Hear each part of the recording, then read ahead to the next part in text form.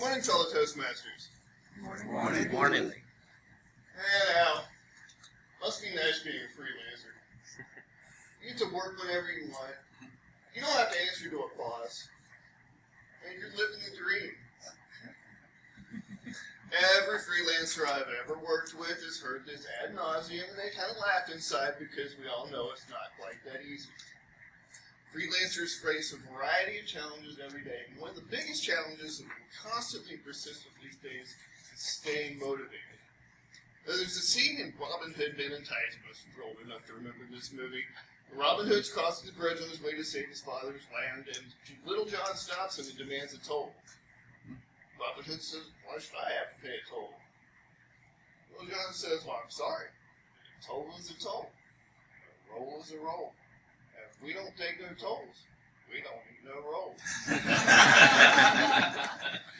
That last line is the impetus for staying motivated as a freelancer. We don't take no tolls, we don't need no rolls. So I'm here today to offer 5 simple strategies for staying motivated as a freelancer or business owner. Strategy number 1. Break down large tasks into smaller tasks. How do you eat an elephant? Anybody? I'm sorry, the answer we were looking for is with a nice Chardonnay. That's exactly right. One bite at a time. Looking at a massive task can sap your energy and take away your motivation. You look at a massive task, like, oh, I've got to build this 100-page website, it's going to take forever. That's hard. But if you break it down into smaller tasks and you say, okay, today I'm going to map out the link structure so visitors can find their way around the site. Tomorrow I'm going to work on the graphic design of the site. That's a lot easier to handle. Keep the big picture in mind, but focus on the smaller tasks that make up the goal. Strategy number 2. Get out of the house. As freelancers, we like to work in solitude, which is great for generating ideas and getting things done sometimes. But what happens when you spend all day by yourself? Absolutely everything becomes a distraction. You're working along, everything's going fine. And you notice, man, there's an awful lot of dishes in the sink this morning.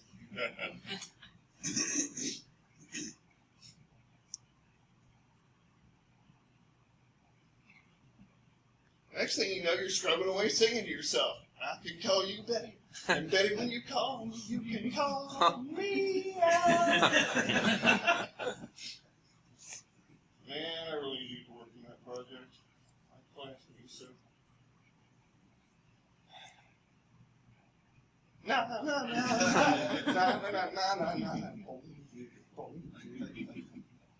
Really, Lee, you never made as a singer? Get out of the house at least once a day. Join a networking group. Take a friend out to lunch. Flirt with the library lady, or gentleman as you prefer.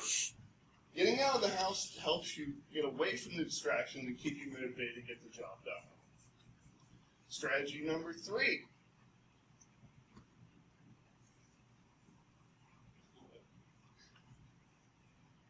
Strategy number 3.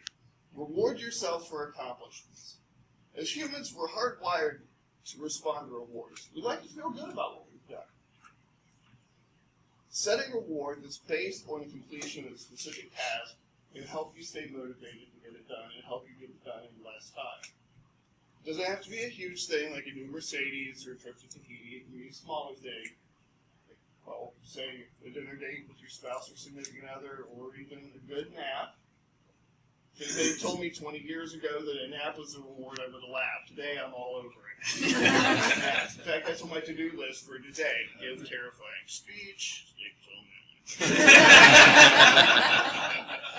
Strategy number 4.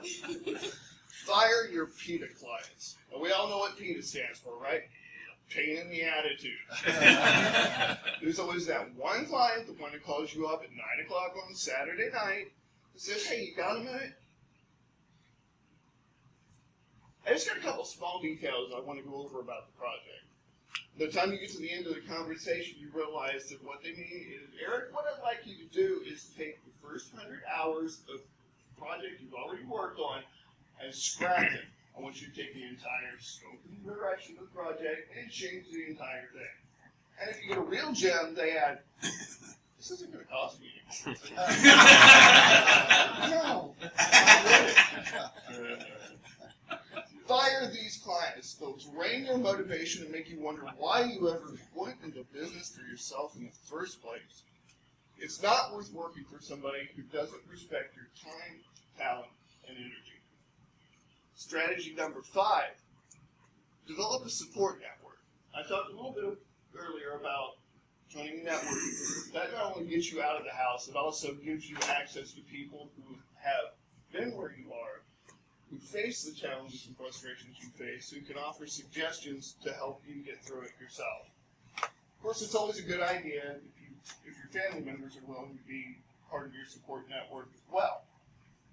If you have a significant other or spouse who's willing to offer words of encouragement or gently guide you back to reality when you're about to embark on a 7-hour marathon of Candy Crush Saga, I can help you still stay motivated and productive as well. Staying productive and motivated as a freelancer is not an intrinsic skill for most of us. However, it's one that can be learned by practicing positive habits.